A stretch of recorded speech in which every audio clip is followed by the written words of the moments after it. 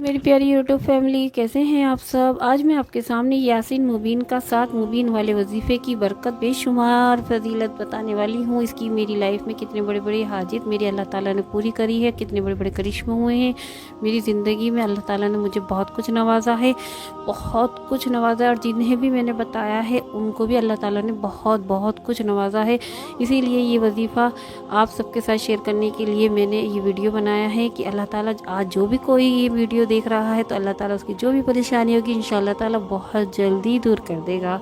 वजीफ़े अल्लाह ताला के लिए अल्लाह की रज़ामंदी से अल्लाह से ही मांगा जाता है। सिर्फ ये मकसद होता है दिल में कि अल्लाह पाक जल्द से जल्द हमारी ये हाजित, ये ख्वाहिश ये पूरी हो जाए, तब तक हम ये वजीफ़ा करेंगे। और यासीन शरीफ तो वैसे भी कुरान पाक का दिल होता है। कुरान यासीन शरीफ आप सादी भी यासीन शरीफ पढ़ लीजिए तो उसे भी पढ़ने से आपकी हर हाजित पूरी हो जाती है। और यासीन शरीफ में जो 7 मुबीन होती हैं, इसे पढ़ने का तरीका, इस वजीफ़े का कुछ अलग होता है, वो तरीका भी बताऊंगी। उससे पहले जो बताऊंगी वो ये बताऊंगी कि इसकी किताब, इस वजीफ़े की बरकत मेरी ज़िंदगी में बड़ी बड़ी हाजित कहाँ कहाँ कैसे पूरी हुई हैं, जितनी हो सकेगी ज़रूर बताऊंगी। सबसे पहले मैं आपको ये बताऊंगी कि इस किताब से रिश्ता मेरा काफ़ी पुराना है। मेरी शादी को 12 साल हो गए हैं।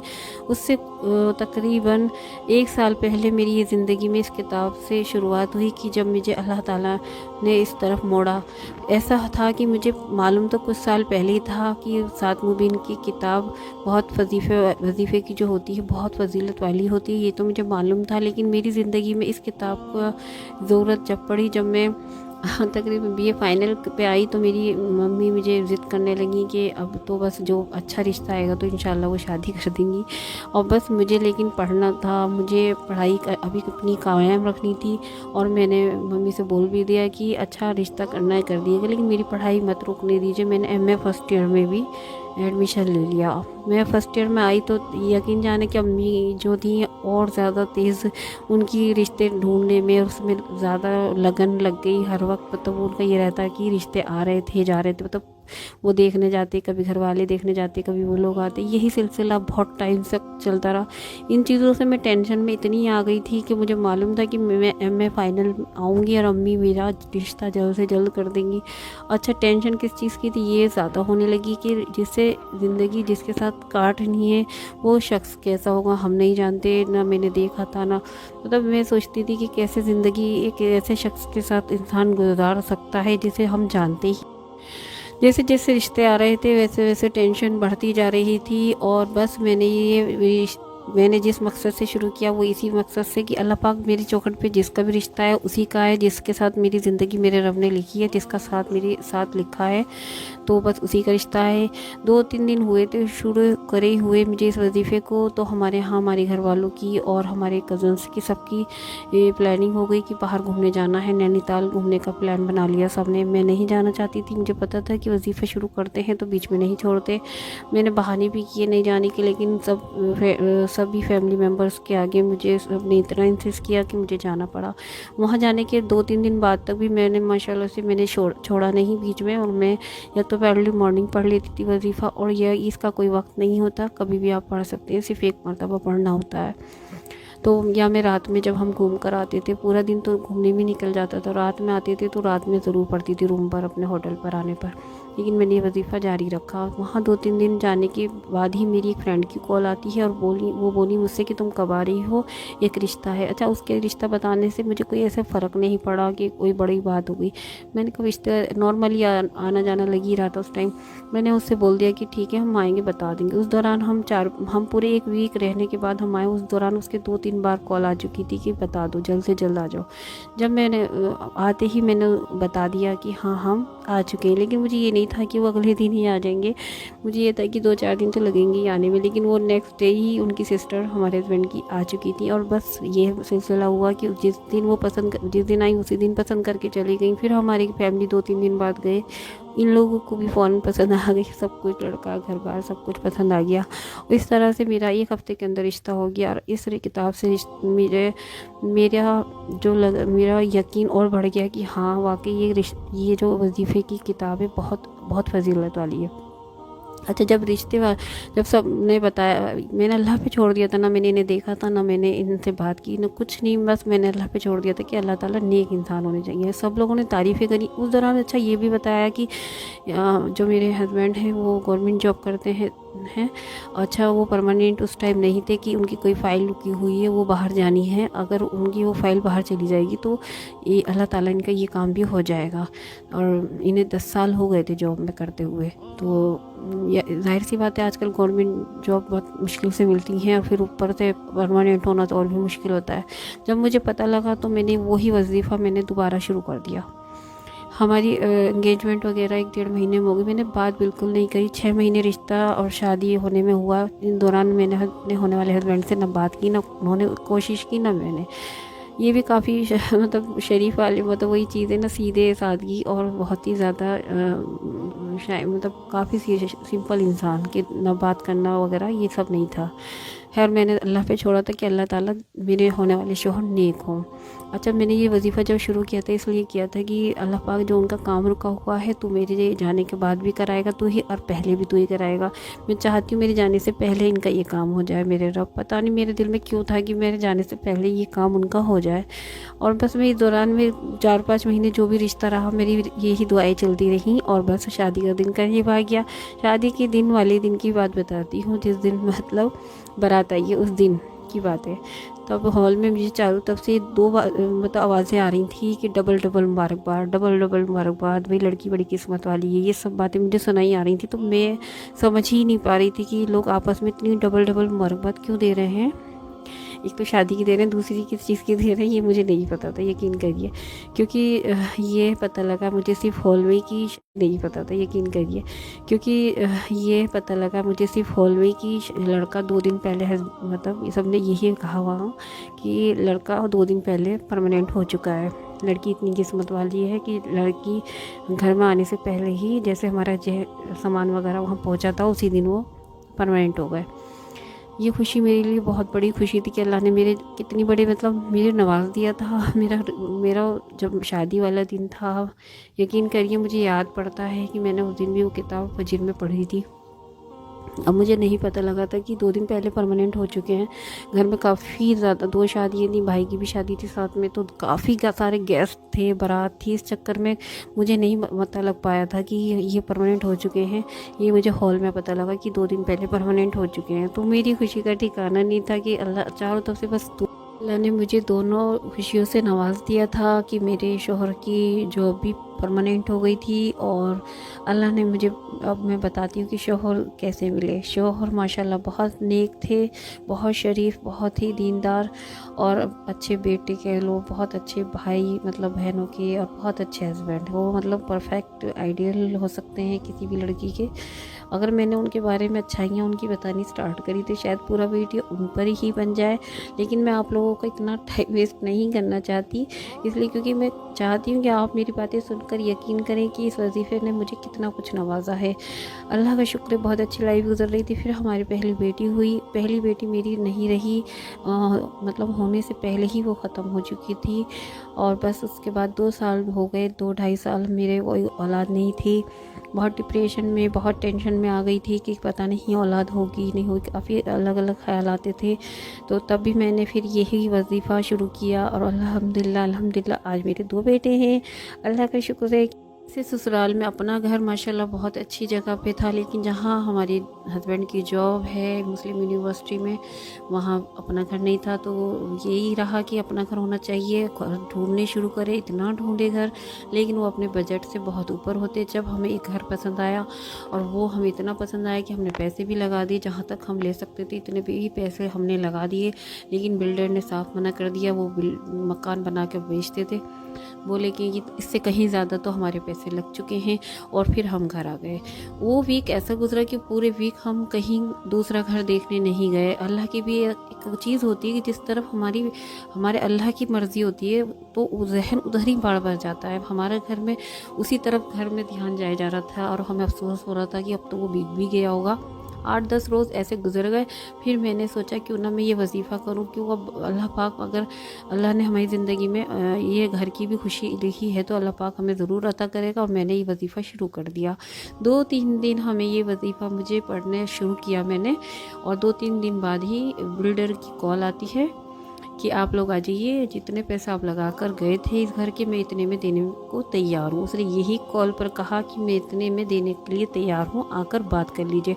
यकीन जाने हमें यकीन नहीं आया कि 12-13 दिन उससे भी ज़्यादा गुजर चुके थे, 2 वीक पूरे होने वाले थे, और वो घर बिल्डर खुद कॉल कर रहा है, बुला रहा है।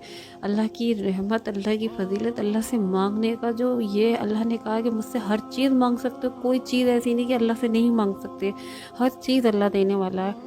बस हम खुशी खुशी पहुँच कर आज हम जिस घर में रह रहे हैं अल्हम्दुलिल्लाह 5 साल गुजर चुके, हमें वो घर मिल गया। धीरे धीरे अल्लाह ताला ने बहुत कुछ नवाजा है, और अपने बारे में इतना ज़्यादा नहीं बताऊंगी क्योंकि मैं नहीं चाहती इतनी लंबी वीडियो बन जाए। अच्छा, मैं बताती हूँ कुछ शॉर्ट उसमें आपको कि मैंने जिन जिनको ये वजीफ़े के बारे में हमारे ससुराल में एक लेडी थी, मेरे बिल्कुल घर के सामने ही रहती थी, तो उनके 3 बेटी थी। एक दिन कहने लगी, कहते हैं ना कि कभी कभी इंसान की ऐसा परेशान सा दिल होता है तो वो अपनी बात शेयर कर लेता है। तो वो मुझसे कहने लगी कि हमारे हस्बैंड और हमें बहुत चाहती कि एक बेटा भी हो हमारे, लेकिन अल्लाह को मंजूर नहीं था। वो इस तरह से अपनी बात मुझे बता रही थी। तो मैंने कहा कि अल्लाह की ज़ात से हम नाउमीद नहीं होते, आप मांगिए अल्लाह से, अल्लाह देगा। तो कहने लगी बस अब तो अगर सोचते हैं तो इस बात से डर लगता है कि अगर चौथी बार भी हमारी बेटी हो गई तो मोहल्ले वाले और ससुराल वाले बेहद बातें बनाएंगे, और हमें बहुत शर्म भी आएगी कि इस बारे में कि ये सब लोग क्या क्या कहेंगे। तो मैंने कहा इस बारे में सोचेंगी तो देखिए अल्लाह ताला नवाजने वाला नहीं, आपको दुनिया के बारे में नहीं सोचना, आपको सिर्फ अल्लाह के बारे में अल्लाह से मांगिए और अल्लाह की ज़ात के बारे में सोचिए, अल्लाह सब कुछ दे सकता है।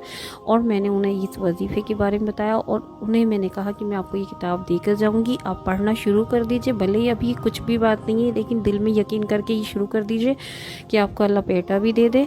बस मैं उन्हें ये किताब देकर अपने जहाँ हमारे हस्बैंड रहते थे, जॉब करते हैं, वहाँ मैं आ गई। कुछ महीने बाद उनका फ़ोन आया कि अल्लाह की तरफ से उम्मीद हो चुकी है, अल्लाह मतलब वो गुड न्यूज़ थी उनको। तो उन्होंने मुझे ये भी बताया कि वो पढ़ रही हैं। मैंने कहा आप पढ़ती रहिए, बस अल्लाह से मांगिए। इस दौरान उन्होंने मुझसे कई बार कॉल करी तो मैं उन्हें यही बताती कि आप नमाज़ें पढ़िए, और हो सके तो आप और आपके शोहर दोनों मिलकर तहज्जुद की नमाज़ पढ़िए। तहज्जुद की नमाज़ लाडली इबादत है, और तहज्जुद की में मांगी हुई कोई भी दुआ अल्लाह ताला कभी नहीं टालता। वो पढ़ रही थी, एक दिन फ़ोन आता है, माशाल्लाह वक्त गुजरा और माशाल्लाह उनका कॉल आया कि उनकी बेटा हुआ है।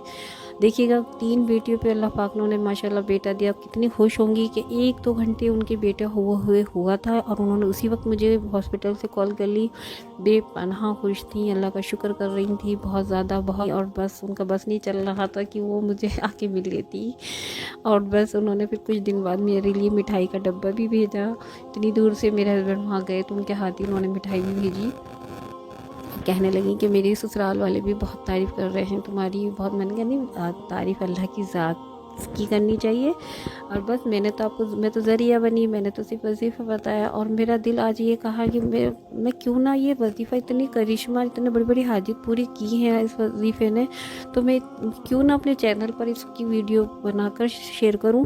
और बस यही मकसद था मेरा। मेरे दिल जानता है मैंने एक लफ्ज़ भी झूठ या गलत नहीं बोला अपनी लाइफ के बारे में, जितना कुछ बताया है अल्लाह का शुक्र है। वैसे भी मेरा एक इस्लामिक चैनल अलग भी है, और वो उस पर मेरे माशाल्लाह से 32+ के सब्सक्राइबर्स चल रहे हैं माशाल्लाह से। ये चैनल तो मैंने अभी कुछ टाइम पहले ही बनाया है कुकिंग का, और ये चैनल भी मेरा आप लोगों ने शायद नहीं देखी। आप डिस्क्रिप्शन मतलब मेरी लॉन्ग वीडियो पर चले जाइए। फर्स्ट वीडियो मेरा यही था कि मेरा इजी ऑफ कुकिंग नाम से चैनल था, और बहुत अच्छा चल रहा था, और मेरी एक गलती की वजह से वो मेरा अभी बंद हुआ है, और इस वजह से मैंने ये चैनल खोला है।